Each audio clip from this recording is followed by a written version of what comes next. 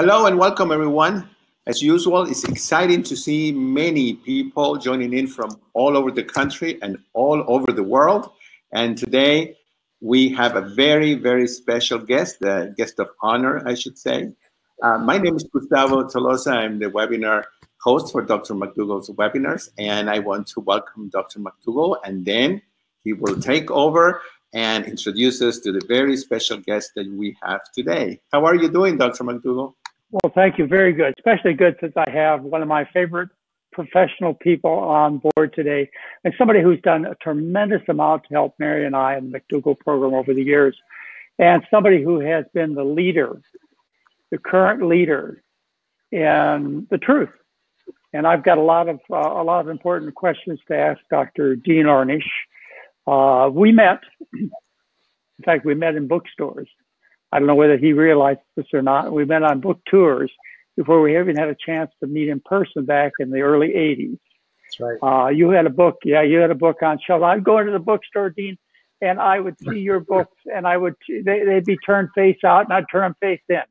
And I'd turn mine face out. But I would follow you all over the place on tour, and it was a lot of fun. I mean, we were out there, great spirits. Can you tell me to start out with how you got focused on a good diet as an approach to disease, as opposed to all of our colleagues? And I do mean all of our colleagues, with few exceptions these days. How did you get turned on? Well, on a personal level, I got interested in this when I was a freshman in college at Rice University in Houston and became suicidally depressed. And there was a ecumenical spiritual teacher that I met, and I wrote about this in a couple of my earlier books, named Swami Satchidananda. And he told me that if I went on a plant-based diet and began to meditate and Dr. Ornish, we have lost his feed. Let's see if we can bring him back on. I still have him on. Okay. Yeah, I can see you too. Yeah, so we still have him. Okay. Well, as I was saying, that when I was a freshman in college at Rice University, I became suicidally depressed. And through a series of interesting events, I ended up meeting an ecumenical spiritual teacher named Swami Satchidananda. And he said, basically, your nature is to be happy and healthy. It's not something you have to get from outside you, your health, your well-being, your peace of mind, that it's there already until we disturb it. And then one of the great ironies of life, that we run after all these different things thinking they're going to make us happy. And in the process, we end up disturbing what we could have already if we just stop doing that. And he said, if you eat a plant-based whole foods diet, meditate and do some simple yoga practices, get some exercise, and have more love and support in your life, you can really experience what that feels like. And so I thought, okay, well, let me move killing myself down to plan B. Let me try this weird stuff. And sure enough, you know, having grown up in Texas, eating meat 3 or 4 or 5 times a day and all kinds of junk food, I began to feel better, and I began to get glimpses of what that felt like to be happy and peaceful. And so it really turned my life around. That was when I was 19 years old, and I'm 65 now. And then a few years later, when I was in medical school, I had the opportunity to learn how to do coronary bypass surgery on Michael DeBakey's surgical service, one of the pioneers who helped invent the procedure. And, you know, we cut people open, we bypass their clogged arteries, we tell them they were cured. And then more often than not, they would go home and do all the things that had caused the problem in the first place. You know, eat junk food, not manage stress, smoke cigarettes, not exercise. And then we cut them open again, sometimes multiple times. And so for me, that became the metaphor, I think, for the work that you're doing, John, and as well as what we're doing. The decades of doctors busily mopping up the floor around the sink that's overflowing, but nobody's turning off the faucet, is that our bodies often have this remarkable capacity to begin healing if we can stop doing what's causing the problem. And the more diseases that we've been studying over the last 4 decades, and the more underlying biological mechanisms we look at, the more scientific evidence we have to show how quickly people can get better in ways we can actually measure. And as you know, people often think of advances in medicine as being something really high-tech and expensive. And I think our unique contribution has been to use these very high-tech, expensive, state-of-the-art scientific measures to prove how powerful these very simple and low-tech and low-cost interventions can be. Well, you made a reference to a sink with water overflowing and the tap not being turned off. You know, the first time I heard that was when I heard a lecture from Dr. Dennis Burkitt. Do you remember Dr. Dennis Burkitt? Oh yeah, we actually had him. I had him speak at our medical school in Houston, and he used to show a cartoon of doctors busily building hospitals at the base of a cliff as the cars kept going over the cliff, but nobody was building a fence at the top of it. Just another way of saying the same thing. Well, how about Nathan Pritikin? Was he of much influence on you? You know, I didn't. The work that we did was developed independent of him, and later on, when I realized that he was doing some similar work, at least with respect to diet and exercise, it felt very validating that we kind of both came to this similar conclusion. Although his work has really been mostly about diet and not really a plant-based diet. In fact, he used to go out of his way to say it's not a vegetarian diet because he'd have like an ounce or two of animal protein just to set himself apart from that. But his was really diet and exercise. Ours includes that, but also the psychosocial and the emotional and the spiritual dimensions as well, which I think are also important. Well, you have emphasized the spiritual dimensions, the importance of love. You've also added exercise as, I think, a side note. And diet, you have always kept at the forefront. But I have a question for you. You know, as well as I know, that type 2 diabetes is nearly 100% curable with a good diet. Heart disease is reversible, cancer is preventable, constipation is easy to get rid of. Why do you need the love and the absence of stress? Wouldn't you get the same results if you put somebody in a prisoner of war camp and fed them a diet of rice and vegetables? Why do you have to have the love and stress part? Well, because it's not just how well we live and just how long we live, it's also how well we live. And, I wrote a book 20 years ago called Love and Survival that reviewed what were then, hundreds and now literally tens of thousands of studies that show that people who are lonely and depressed and isolated are 3 to 10 times more likely to get sick and die prematurely when compared to those who have a sense of love and connection and community. And I don't know anything, even in diet, that has that powerful a role. And it impacts our diet. It impacts everything we do. In doing these studies, John, in the earlier studies, I'd live with patients for a month at a time in a hotel. And so we got to know each other really well. And I'd ask them, I said, why do you eat junk food? Why do you smoke cigarettes? Why don't you exercise? Why do you play so many video games? Why do you drink too much? Why do you use opioids? Whatever. These behaviors seem so maladaptive to me. And what they said was, you don't get it, Dean. You don't have a clue. These behaviors aren't maladaptive. They're very adaptive because they help us get through the day. They help us deal with our pain, our loneliness, our depression. I've had patients say things like, I've got 20 friends in this pack of cigarettes, and they're always there for me, and nobody else is. You're going to take away my 20 friends? What are you going to give me? Or food fills that void, or fat coats my nerves and numbs the pain, or alcohol or other drugs or opioids numb the pain, or video games numb the pain, or working all the time numbs the pain. And so, we're drowning in information. With Google, you can search 1 million articles in a fraction of a second. And it's not like people who smoke don't know it's bad for them. It's on every pack of cigarettes. So what I'm learning is that the information is important. Focusing on the behavior is important. But if we don't treat the underlying cause, everything goes back to turning off the faucet around the sink that's overflowing. And so much of the cause that we have to deal with, the real epidemic isn't just heart disease and diabetes, it's loneliness and depression. The number one most prescribed prescription drugs are statins, but number 2 close behind are antidepressants. There are a lot of depressed people out there. And what I learned from my own experience when I was in college and suicidally depressed, if you had told me I was going to live longer by just changing my diet and lifestyle, I'd say, you don't get it. I'm just trying to get through the day like so many people today are.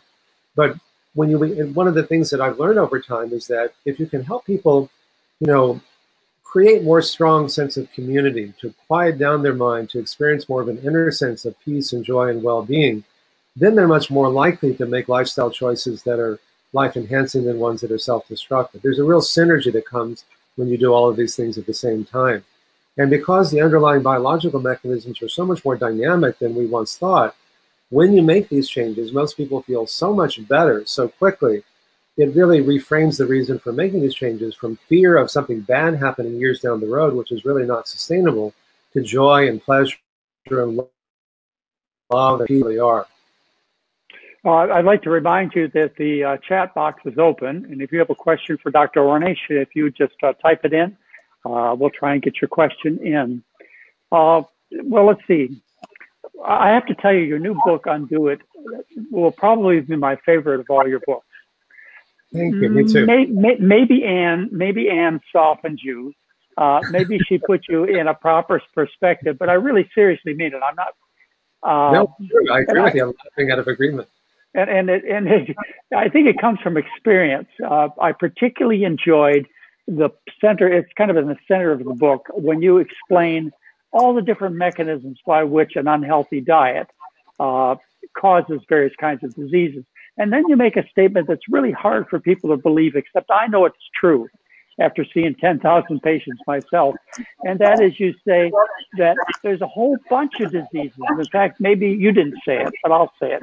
Maybe 80% of the problems people have are caused by the rich Western diet. And you can add love and stress and so on to it.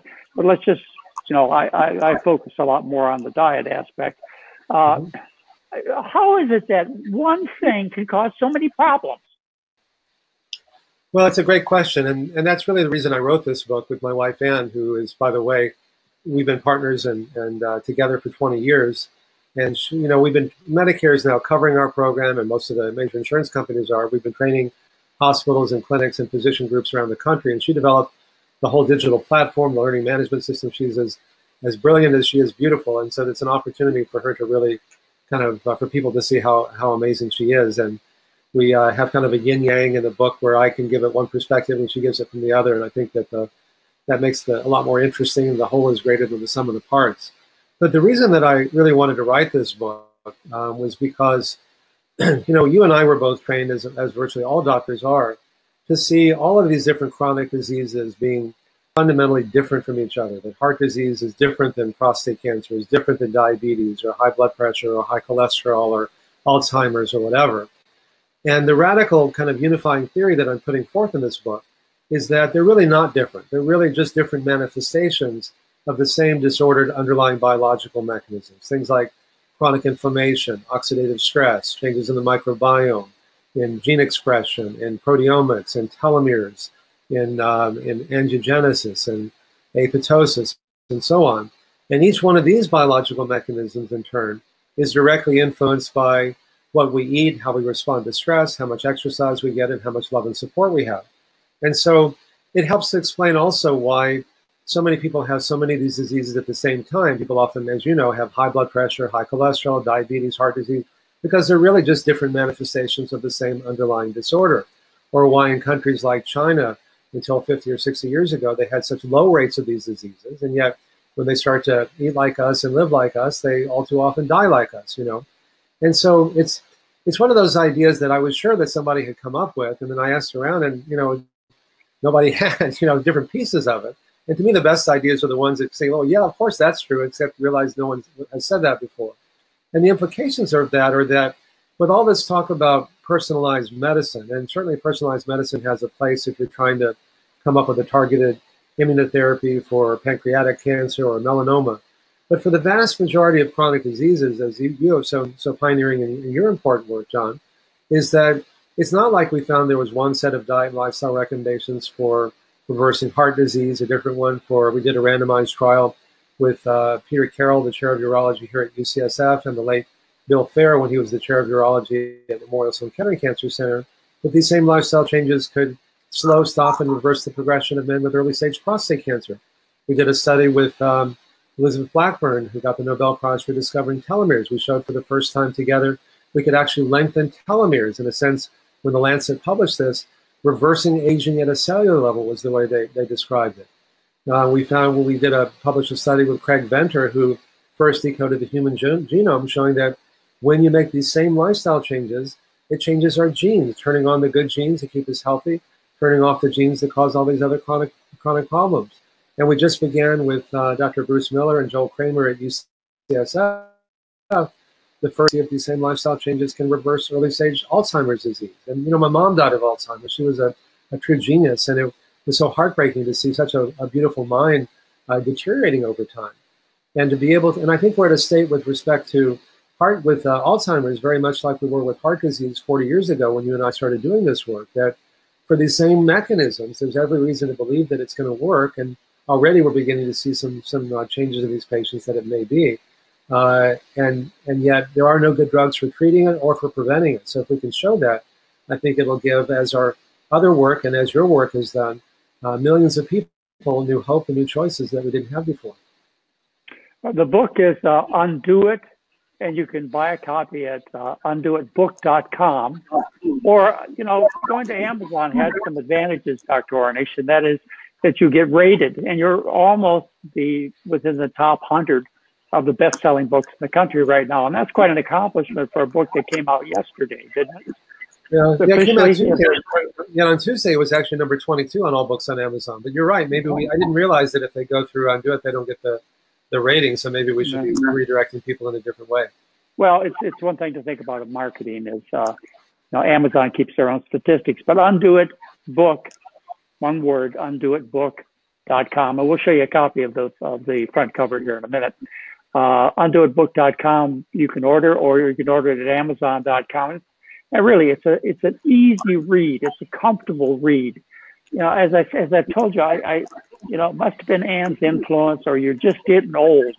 That, and I think getting old brings with it a lot of security and greater possibilities of providing a simple message. And I've noticed that in my own work, I've become much simpler in what I say, such as what you described, I now describe as food poisoning. People are being poisoned by the Western diet, which is animal foods and oils. I agree with you. That's what I tried to do in this book, was to simplify it, to reduce it down to its essence. It begins with one of my favorite quotes, which was from Albert Einstein. He says, "If you can't make it simple, you don't understand it well enough." And as you and I have spent most of our lives in this field, we can really, it's like what Steve Jobs did with the iPhone. You didn't, my 2-year-old, could figure it out. You didn't need a user manual. It's just intuitive. And so we reduce it down to its essence. Eat well, move more, stress less, love more. Boom, that's it. And the more diseases we look at and the more mechanisms we study, the more reasons we have to explain why these simple changes are so powerful. And one of the things that you and I have both found as challenges over our 4 decades of doing this is that it's often hard for people to believe that such simple changes can make such a powerful difference, because we've all been trained as doctors and, as consumers to think that it has to be really high tech and expensive to be powerful. It has to be a new drug, a new laser, a new procedure. And I think our unique contribution has been to use these very high tech, expensive, state of the art scientific measures to prove how powerful these very simple and low tech and low cost interventions can be. And, my favorite key on the computer has always been the undo button. And I thought, wouldn't it be nice if we had one in our lives, and now we do. And so it harkens to, the title comes from that, but also this Swami that I studied with 40 years ago, people like to make puns, and people would say, "What are you, a Hindu?" He'd say, "No, I'm an undo." So it kind of harkens back to that too. Yeah. Well, it's hard to believe, I think, for people, to consider something so simple, but the truth is simple and easy to understand. And people need to realize that. And the truth that you and I and many other young physicians and paramedicals and dietitians and so on are trying to spread is that you're not supposed to be sick. The epidemic that we have is not only personally challenging, community challenging, country challenging, but world challenging. And I have seen, because you have been my friend for 35 years, I've seen a few changes, and I want you to confirm or qualify these changes I've seen in you, and you can comment on me too if you'd like. Over the last few years, I think you've become more vegan. I have become more vegan. It's true, and part of the reason is that what's good for you is good for the planet. What's personally sustainable is global. And as I became more aware of the evidence that more global warming is caused by livestock consumption than all forms of transportation combined. And likewise, I was on the board of the San Francisco Food Bank for many years, and I learned that 1 out of 5 kids in the Bay Area, one of the richest areas in the country, goes to bed hungry every night. And yet, as you know, it takes 10 to 14 times more resources to make a pound of meat-based protein than plant-based protein. There's enough food today to feed everyone. No one need go hungry.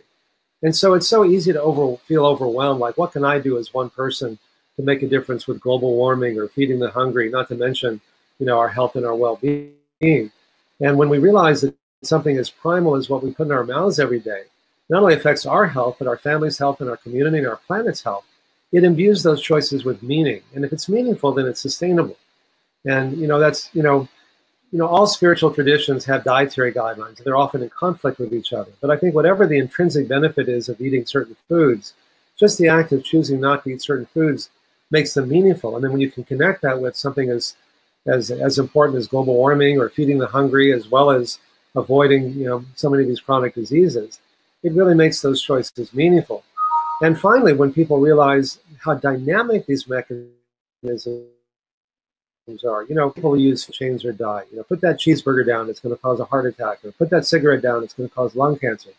And I just learned that, fear is not a sustainable motivator. I think it's I used to get in discussions with Al Gore about this around global warming because, saying like we're all going to die in 10 years if we don't do something, it's so scary. It's hard for people to really sustain that. But James Cameron has this wonderful film coming out that Louis Sajoyos and he made called Game Changers, and it'll be out in the next few months. And I quote in my new book a scene from that movie where he interviewed he worked, urologist Aaron Spitz worked with 3 elite athletes in their 20s. He asked them to eat a meat-based meal, organic, grass-fed beef, etc., chicken or pork. And then at night they measured the frequency and the duration, the hardness of their erections that they had, which is a normal function when guys sleep. And then the next day they fed them a single plant-based meal, and they did the same thing. Now, you and I have been writing for years about how even a single meal high in animal protein and fat and cholesterol can reduce blood flow to your brain or to your heart, and that doesn't motivate a lot of people. But what they found was that a single meal that those who had the plant-based meal had 300 to 500% more frequent erections than they had, because these are systemic issues. They affect all of us. And by doing that, it really reframes the whole idea of why do you want to change your diet and lifestyle from fear of dying, which is really not sustainable, and pleasure and love and meaning, which really are sustainable, and it's meaningful, it's sustainable.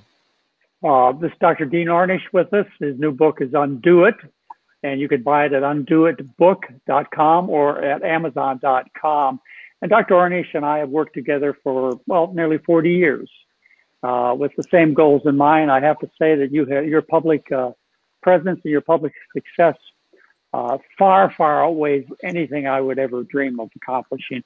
I wrote my January 2015 newsletter. Hopefully you've seen it.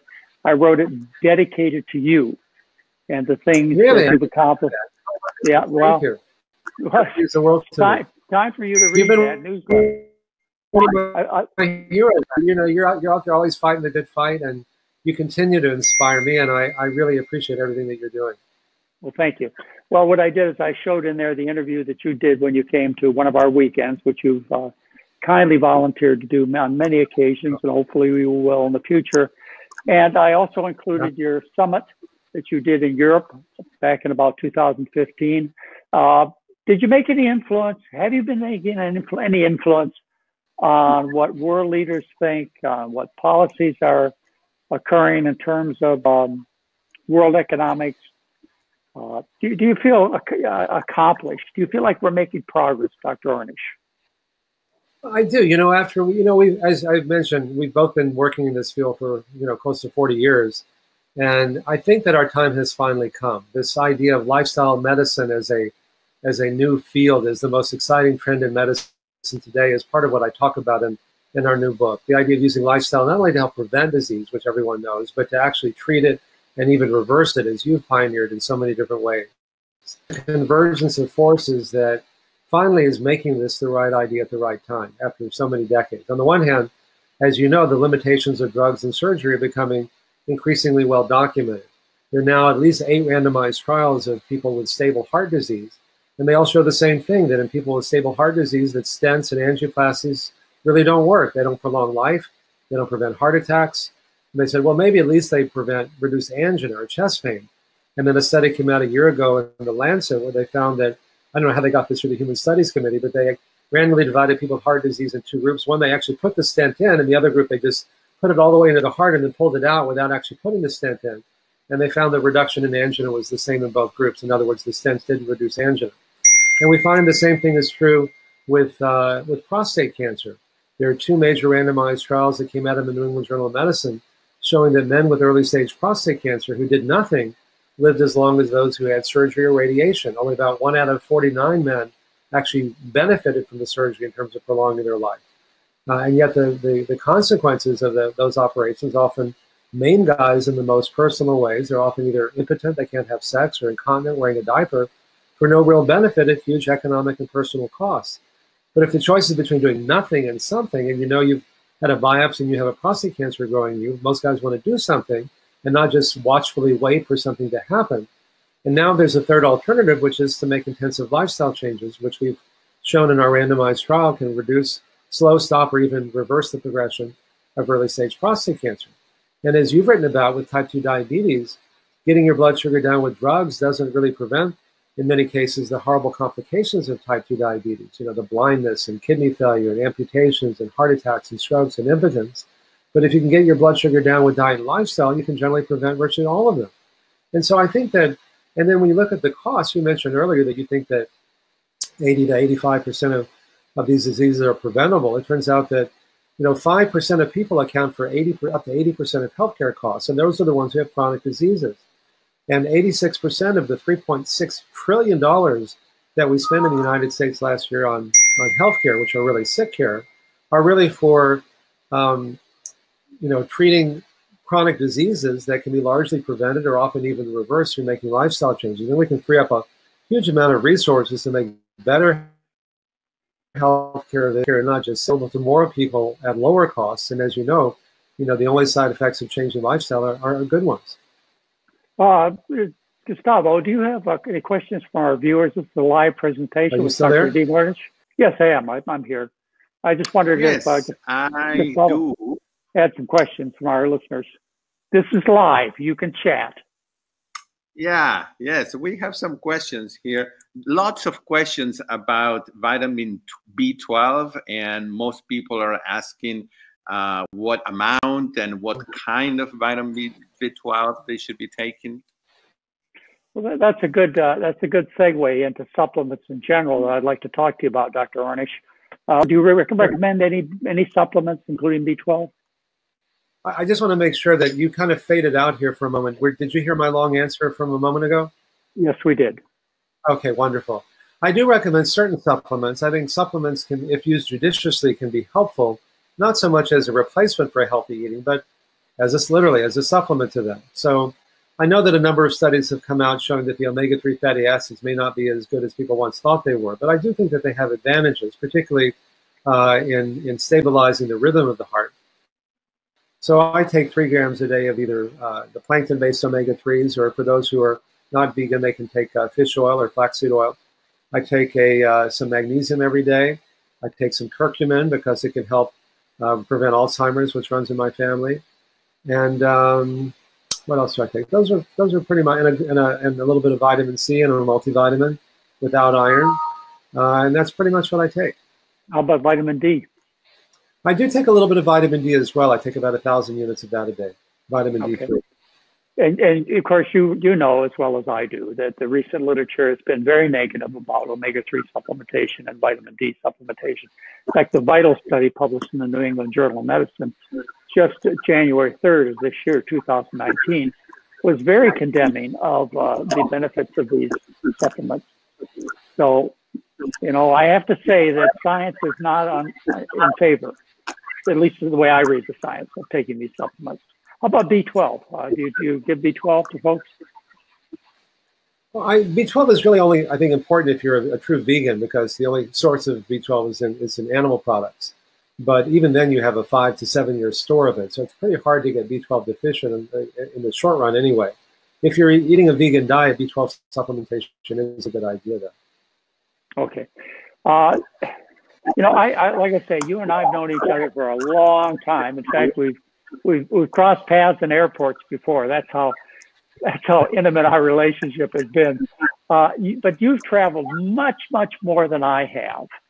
And you have a wife who is busily employed, making great contributions to PCRM and your work and her own work in her own right. I mean, how do you get food, Dr. Ornish? How do you get food yourself with all the traveling and all the busyness? Oh, you said PCRM, you meant our nonprofit. Although Yeah, PCRM thank you very is much. too. Yeah, that's too many it's getting people. easier. Sometimes I bring food with me, but if you go out to eat at almost any good restaurant and you say, hey, ask your chef to pick the freshest vegetables, put them on a plate for me, try to cook it without any oil or butter or salt, and they come out and they, people say it's getting easier all the time to eat healthily. All right. Sometimes I bring along the McDougall soups with me, which I think are really handy. Well, thank you for the plug. Do you have a cook? No. A chef? No chef. Hospitals and clinics that we train, but we don't have a personal chef. All right. Now, before I go back to questions, and I'd like to take a few more questions, you've been extremely successful business-wise, and and you've helped so many people. You've dealt at such high levels in terms of trying to make an influence. You have different programs around the country, and I was familiar because I lived in Hawaii for a long time. I've been familiar with Straub Clinic, and Straub Clinic runs your program. Now, what I remember about Straub Clinic is they are very dedicated to the profit margin. And I'd just like to know how things are going with various clinics, including Straub and all the different hospitals around the country that your programs are involved in. I'd like to know how the other physicians are reacting to your programs. Are you getting referrals? Is there any money to be made in doing what you're doing for the hospitals? Those are really good questions. So after we showed in our randomized trials that this was working, then we wanted to train and make it available to people, and also to show that it was not just, people say, oh, you live in California, it's an altered state, they'll do anything there, that this would work in Peoria and other places like that. Will it play in Peoria? So initially through our nonprofit PMRI, Preventive Medicine Research Institute, my colleagues and I trained about 53 hospitals and clinics around the country. And we got bigger changes in lifestyle, better clinical outcomes, bigger cost savings. But a number of the sites closed down after a while because we didn't have reimbursement. And so the painful lesson was it didn't matter how good, they say the same thing in every site. It's the best program we've ever had of its type, and we have to shut it down because we don't have reimbursement. So the painful lesson was, as Crazy Eddie, would say in the ads, money talks, nobody walks. And so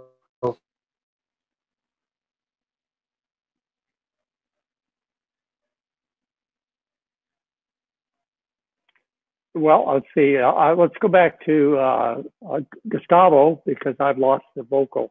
I've lost the input with Dr. Ornish. There you are. Hi there. Questions, Gustavo. Whatever people are asking. Yes, we also have quite a few questions about starches raising the blood sugar level. But before we get into the next question, let me answer the one that I spoke to.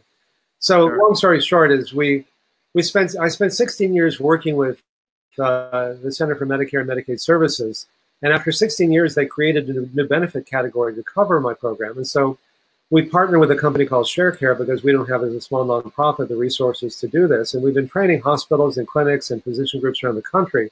And if you go to ornish.com, they're all listed. We're in 18 different states so far and growing quickly. And we're getting, again, bigger changes in lifestyle, better clinical outcomes, bigger cost savings, better adherence. And Medicare and most insurance companies are now reimbursing this. It's almost $10,000 a patient. So that makes it economically viable and sustainable for doctors to begin doing that. And one of the things I've learned is that if you change reimbursement, it changes medical practice and even medical education. And so that makes it, I didn't want this just to be concierge medicine. I wanted it to be available, having seen what a powerful difference this can make to as many people as possible. And now it is. And so we're very grateful. And I read your compliance rates. And it's amazing how similar your compliance rates are to the ones that we published. Yeah, like 85, 90%. Exactly. And doctors think, oh, I can get my patients to take a pill. They can take their statins. There's no way they're going to change their lifestyle. But in fact, the pharmaceutical companies' own data show that, less than half of people who are prescribed any of the statin drugs like Lipitor are taking them after just 4 to 6 months. A third of prescriptions never even get filled. And yet we, as you, are finding that 85 to 90% of the people not only finish the 72-hour program that we have, but also a year later are still following it. And people say, well, that's crazy. How could that be? And the reason is that the statins, the pills don't make you feel better, but the lifestyle changes do.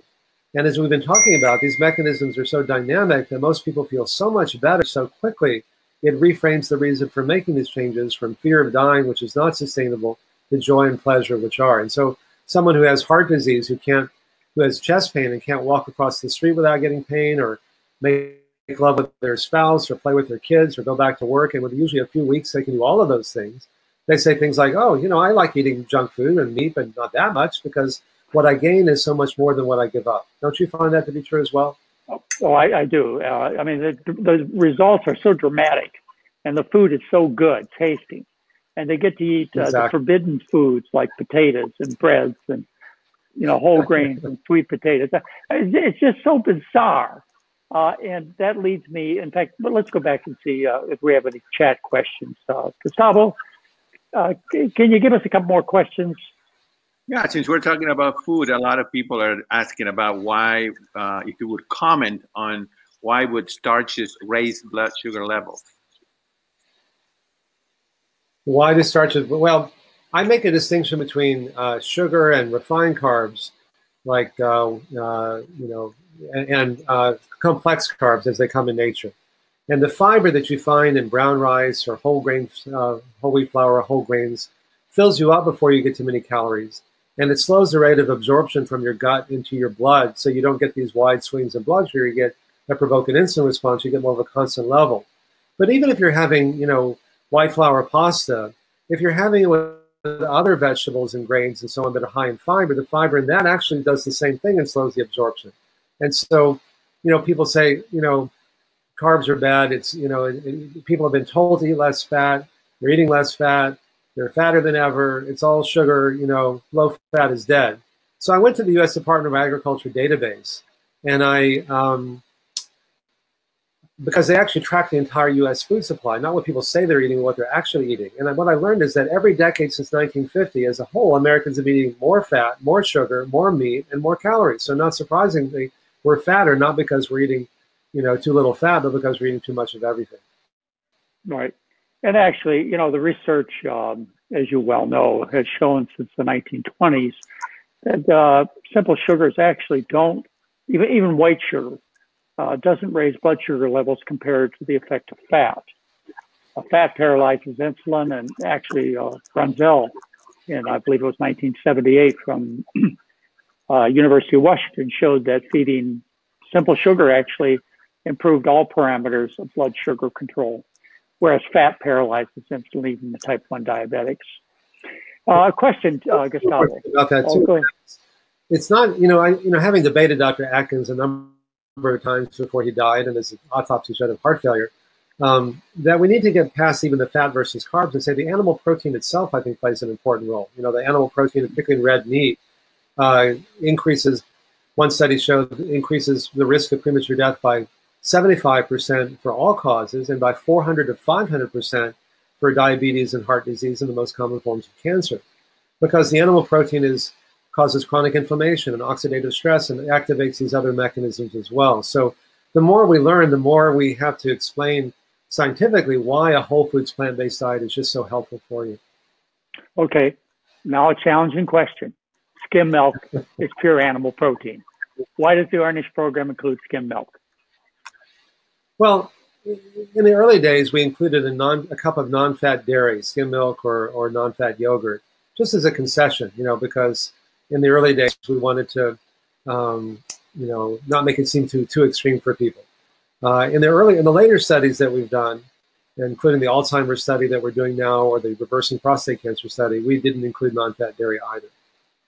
Good. Well, like I say, I've watched you become more vegan as the years go by, just like I've changed myself. I started out doing this only to help patients, and then I became aware, and I kind of see a similar transition in your life, became aware of the issues of animal cruelty, and became most aware and most concerned. You have, I believe, a 20-year-old son and a 10-year-old child too. I mean, they have 18-year-old. Well, exactly, and and I think there's as we talked about before, not only for global warming and feeding the hungry, but billions of animals get slaughtered every year just to provide food. And if if you're in a plane crash on the top of a mountain and all you have to do is eat meat, then you should eat meat, you know. And if you don't have meat, you should, one of your passengers died, eat them, you know, whatever it takes to survive. But with all the abundance of fruits and vegetables and the fact that, you know, you can eat such a delicious and nutritious diet without having to cause cruelty. I mean, the reason earlier on we included some non-fat dairy, at least you don't have to kill an animal to get that. But even the conditions that the cows are under to provide those can be pretty atrocious. And so just knowing, and I believe in karma, you know, I think that what we sow, we reap. And when we can consciously choose not to inflict cruelty and suffering on sentient beings in ways that don't really compromise the quality of our lives, then why not do that? And again, you know, the side effects are you can feed the hungry, help global warming, and avoid the most common chronic diseases and improve your sexual function, you know, like have hotter sex and a cooler planet. That sounds good to me. Sounds like that's something you're promoting. I just have to add, at age 72, I can attest to the fact that it still works. So there you go. It must be something I'm doing right, Dean. Yeah. Yep, same with me as well. Yeah, you know, people can't believe it until they get older, that you can really be more in love with your wife or husband, whatever the case may be, as time goes by. It's just an amazing phenomenon. And I know you've seen that with Anne, and Absolutely. I've seen that with Mary, you know, how rich our lives have been. Okay, now we got to go back to a couple more questions from our listeners, because they really look forward to this live presentation with Dr. Dean Ornish, whose book is Undo It, which you can buy at undoitbook.com or at amazon.com. You were the doctor for President Clinton, not Mark Hyman, as he claims to have been, but you, who were the doctor for President Clinton, you helped him in all kinds of stages of disease. You've mentioned Al Gore in this interview. You obviously have a lot of Democratic contact. You were personal friends with Mr. Clinton and Mr. Gore and a lot of other people in politics you've been personal friends with. We have had a serious change in administration. How does the Dean Ornish program look in terms of surviving under the Trump administration? How about that for a question? Well, I began working with President and Mrs. Clinton in 1993, shortly after he was elected to be president. I was introduced to Hillary by a mutual friend, and she was very interested in the science of what we're doing. And I made a presentation to her in the White House, and afterwards she said, "Would you train the chefs who cook for us?" And I said, "What did you say?" And she repeated. I said, "Okay." It sounded like I was in a dream of sorts. So we trained the White House chefs, and then the Camp David chefs, the Air Force One chefs, the Navy mess chefs, and how to cook healthier for the president, for Mrs. Clinton. And then shortly after that, they asked me to be one of his consulting physicians. So when he'd have his annual physical at the Bethesda Naval Hospital, I'd come in and be one of his only non-military doctors. And we just, I got to work with him over the course of many years, and still do, actually. And then about 9 years ago, when his bypass clogged up, one of his cardiologists held a press conference and said, it had nothing to do with his diet and lifestyle. It was all due to his genes. And so and I knew better, having worked with him all these years. And I sent him an email. I said, look, the friends that I value the most are the ones who tell me what I need to hear. And you need to know that it's not all in your genes. And I say that not to blame you, but to empower you. Because if it were all in your genes, then you'd be a victim. And you're not a victim. You're one of the most powerful guys on the planet. So I figured either I'll never hear from him again, or maybe I will. And he's talked about this publicly since then. And so we met, and he basically went on this whole foods plant-based diet, fish once a week at Hillary's request. But other than that, he's been following it now strictly for 9 years. And I think whatever your politics, I think that sets a great example for everyone. And when we were working to get Medicare coverage, we had Bill Clinton who was supporting it, but also Newt Gingrich, when he was Speaker of the House, was a strong advocate. We had people from the most liberal.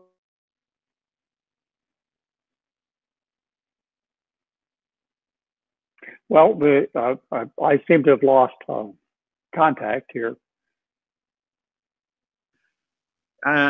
Yes, the connection seems to be a little bit flaky. There we go.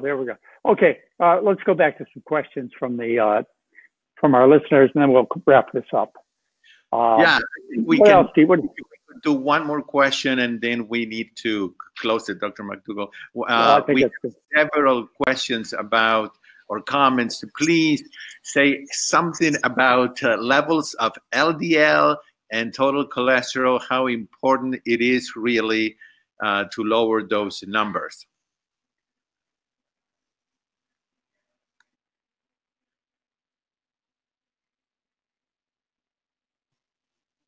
Okay, well, did you hear that question, Dr. Ornish, about the LDL, how important it is? And I'm going to follow that up with another question, and that is, I believe that what I've understood is that you do not prescribe statins often. No, that's not true. I give people a choice. I say, look, it's important to get your LDL down. It's only one part of the overall picture, and even diet.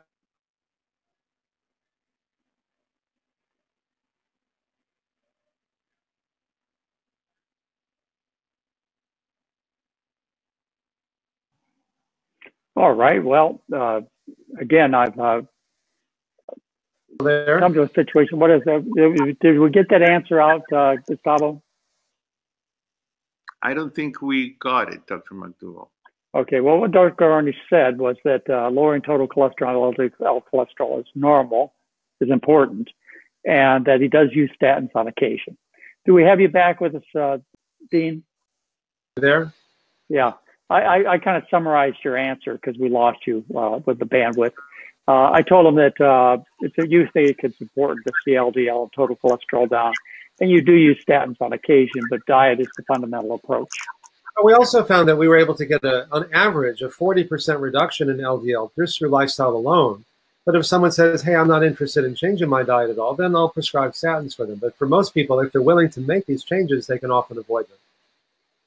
The book, the new book, his best book, which I have to give his wife Ann underlying fundamental credit for getting him to write such a simple book, is called Undo It, and can be bought at undoit.com or Amazon, which will give him a little bit better rating, because he's going to be, and should be, and deserves to be the #1 diet book in the country. I mean, it was just a great read. I really enjoyed it. Are there any final comments you'd like to make to our listeners? Something hopeful, please, because, sometimes I get a little bit, having been in this for 4 decades, 5 decades as a doctor, I have to say that it's not often I can pass on to our listeners that we have won or are winning. I want you to be a little more encouraging for me and for them. Well, I take solace. I mean, we're in some dark times now, let's face it. But I take solace in knowing that the light always drives out the darkness. And John, you've been a bright light for decades. And I think that part of the value of the research that we've done is that it raises awareness. Oh, I didn't know if I really make these changes, how much better I can feel. I don't have to suffer. I may not have to take these medications for the rest of my life if my doctor can see that I'm getting better without them. My relationships can get better with my family, with my friends. I can rediscover inner sources of peace and joy and love. And, the heart pumps blood to itself first so that it can then take care of the rest of the body. And so if people can read the book and follow the program that's in it, or your books for that matter, and get better, then we can go out and together we can transform the world in ways that make it the way that we want it to be. It's, as Margaret Mead once famously said, never underestimate the power of a small group of dedicated people to change the world. Indeed, that's how it's always done.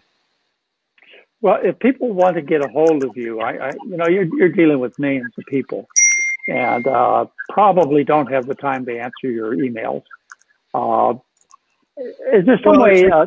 Where do they go? There's the Ornish.com website. Where else? If they go to the Ornish.com site, it lists the programs that we've trained throughout. They're in 18 states now. That's really the best place to go. But if somebody has a question, they can email me directly, and I don't really have a whole lot of time to keep up with my email as it is. But if they can send it to my assistant, she'll forward it to me, or just go to the PMRI. If you go to the PMRI.org site, which is our nonprofit site, there's a place there that you can leave questions, and they get forwarded to me when it's appropriate. But I just want to conclude by saying, I just want you to know how much I treasure our friendship over the years, how much I admire you in fighting these battles over the years. I know more than anyone other than you how hard that can be.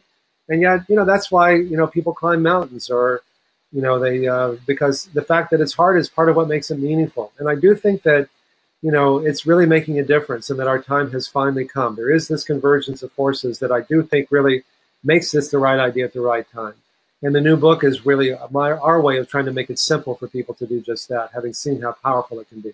Well, you have done that, as you have in all your other books. And I have to tell the listeners, because you can really do the Ornish program for free. I mean, just like the McDougall program, he's offered all the information for you for free, or at most the cost of a book or a used book. Dr. Ornish's heart has always been in the right place. His mind is brilliant. He is the genius of our time. And he's got, how do I say it without offending our audience? Anyways, he's got them. And he goes out and shows it too. You really do a phenomenal job at dealing with our opponents. And I want to thank you for our friendship. And all the work you've done. Thank you. It means the world to me, and much love to you, my friend. Thank you. Dr. Dean Ornish, this is Dr. John McDougall. I want to thank you for joining us for this live interview with Dr. Dean Ornish. And hope you join us again in a couple of weeks where we have another live interview with a prominent person in the diet business. Thank you. This is Dr. John McDougall saying goodbye. Thank you, Gustavo Tolosa. Dr. Tolosa is in Argentina. Without him, we would be completely lost as far as webinars go. Great job, Gustavo. Thank you. All the best.